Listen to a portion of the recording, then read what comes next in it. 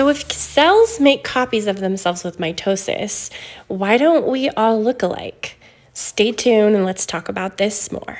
Hey everybody, there is a wonderful joy as a science teacher being able to explain to students about cell division and particularly mitosis and meiosis. My other biology friends out there probably understand the challenge that we have with trying to explain meiosis and the creation of sex cells or reproductive cells with middle schoolers. It's a joy.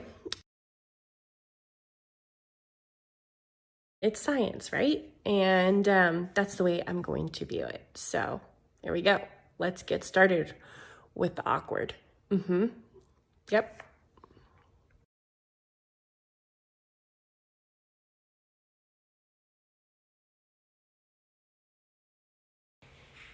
I really like this picture on the left side, how you can see that those two cells that are made in mitosis are indeed copies of that original genetics in the cell.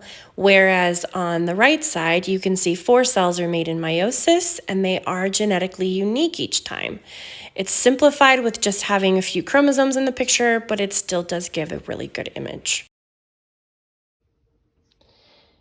In what students are learning about right now within cell division, many students, you guys were able to find that cell division happens with mitosis or meiosis in the website that I had you all hunt. And I wanted to come on here and give a little tip and a little suggestion to help you guys remember and help keep these straight. So what I would have you guys do is go ahead and look at the second letter within each of these two words.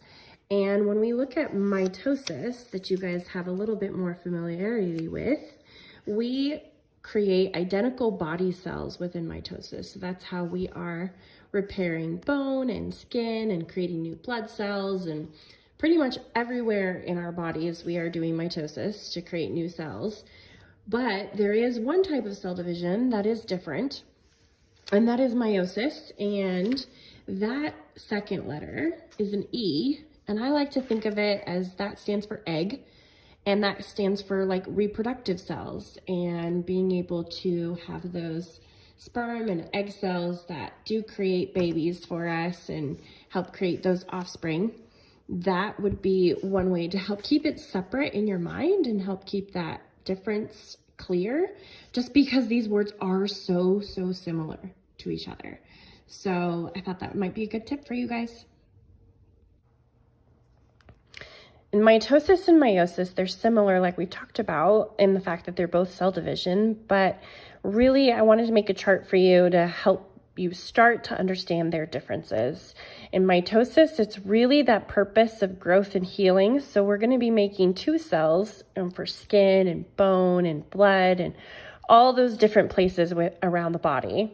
It's really meant for that growth and healing and to have identical genetics throughout the body and be able to create 2 cells as a result. On the flip side, meiosis actually creates different cells that are used for reproduction, creates the egg and sperm, and creates 4 cells as it's doing this within our reproductive organs. Just a little side note over here for a little extra vocabulary, but body cells are also known as somatic cells. So if you start to see that word out there, that is one other word that I thought I might want to show off to you guys. So body cells are also known as somatic cells. Bye, everybody.